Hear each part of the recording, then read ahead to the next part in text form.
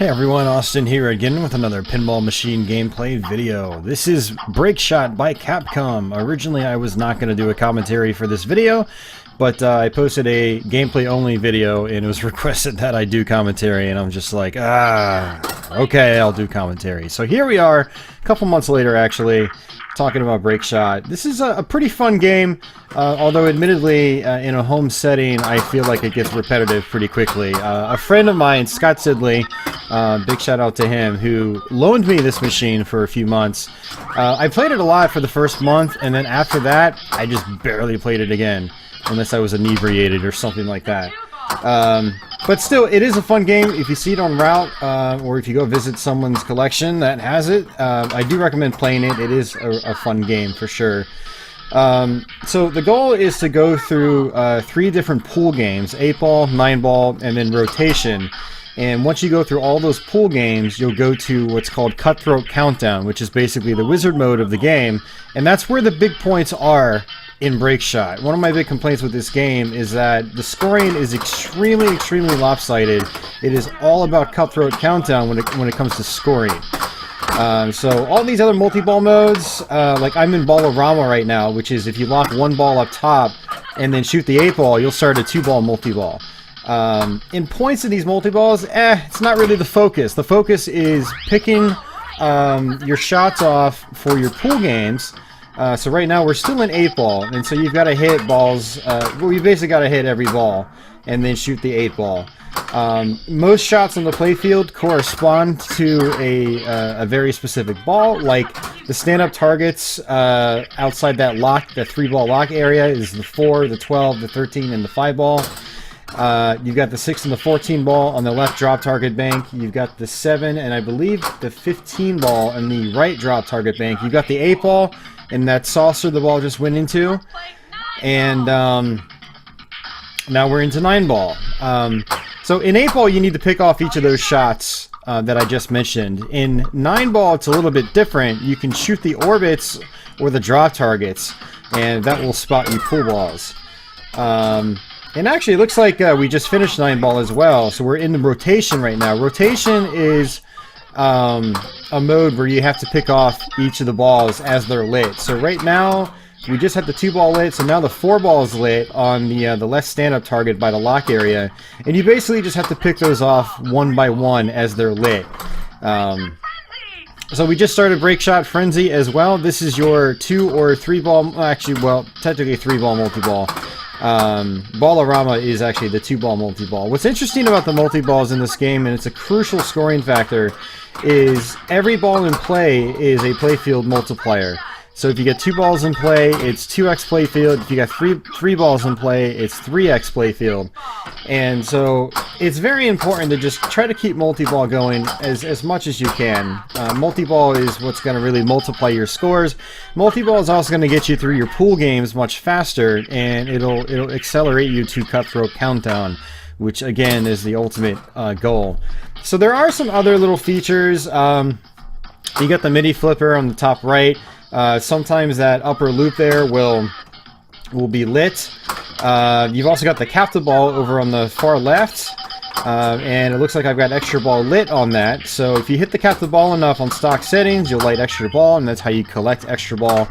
What's actually kind of funny about that captive ball is I found out that the value doesn't seem to cap, or at least if it does, I haven't gotten to that point to where it caps. So the captive ball is worth 10,000 points, and then the value of it raises by 10,000 points. And I hit the captive ball I think 98 times in a game. So it was basically worth almost 1,000,000 points by that point. It was like 980,000 points. So that's kind of interesting. That's one of the only aspects of the game where scoring just keeps going up and it keeps snowballing. Now you're not going to sit there and just play for the captive ball all day. But it is something that I've actually done, and it was kind of an interesting game, just hitting the captive ball over and over and over again. So we're back in the Ball-O-Rama, and again, I'm all about just picking off those pool balls. I'm basically just going for those. I don't really care about jackpots and things like that, because when you get to Cutthroat Countdown, every shot starts off at least 1,000,000 points, And then if you hit a certain amount of shots, the Super Jackpot will light, and will basically recollect all those shots. And you can see where the scoring just gets really out of hand in this game. So, if you've got the ball trapped on the mini flipper up top, a lot of times it's good to try to either hit the drop targets you need up top, or try to hit, just backhand the top lanes. Because a lot of times the top lanes are lit for balls you need. Top lanes, if you complete all three, you'll just advance, you know, your basic bonus X. Bonus usually isn't too huge in this game, so it's not something I really worry about. I don't really worry about tilting too much. Really, what I'm all about, again, is just getting you that Cutthroat Countdown. And there we are. We're in Cutthroat Countdown now. Now, I don't have a very good Cutthroat Countdown, if I recall correctly. I was actually really disappointed with my Breakshot gameplay. I did multiple sessions, and this is probably the best of the 3 or 4 I did. And then I just gave up. I got really agitated, because normally I play really well on Breakshot. Normally I'll put up something like 100 million, and I don't think I was even able to come anywhere close to that, unfortunately. So with Cutthroat Countdown, you know, it'll keep running even if you're in single ball play. And it looks like that 4 ball is lit down below. Now, those targets down there can be really risky, but you know, one of the things I do like about Breakshot is it is kind of a shooter's pin. Like, you have to be able to aim really well and hit every shot that you need to. So those stand-up targets are really small. They're only about half the size of the actual pinball itself. So you have to have, you know, pretty solid aim. So now okay, got our left drop targets, now the right drop targets. There we go.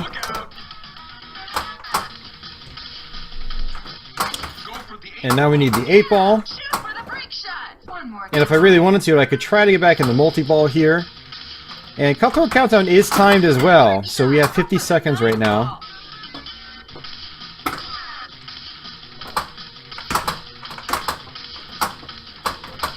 And the ball has moved up top, so we need the 2 ball up top center lane.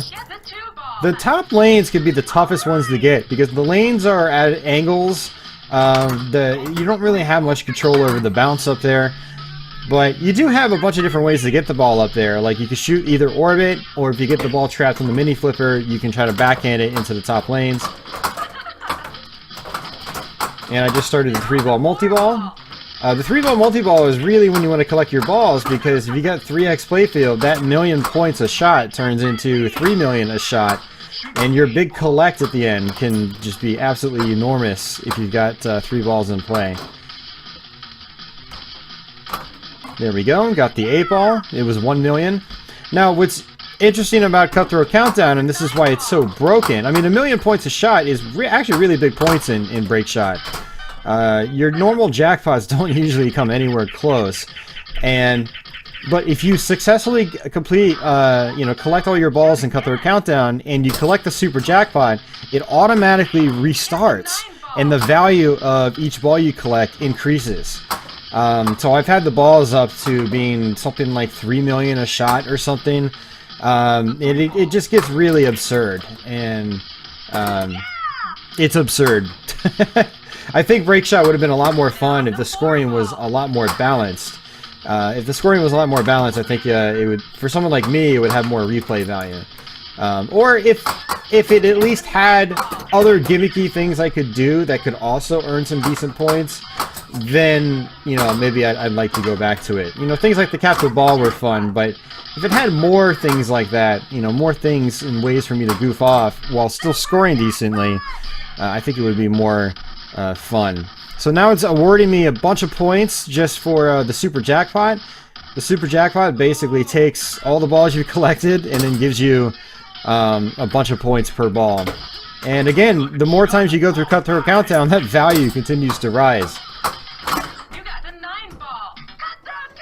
Now we're back in the Cutthroat Countdown again.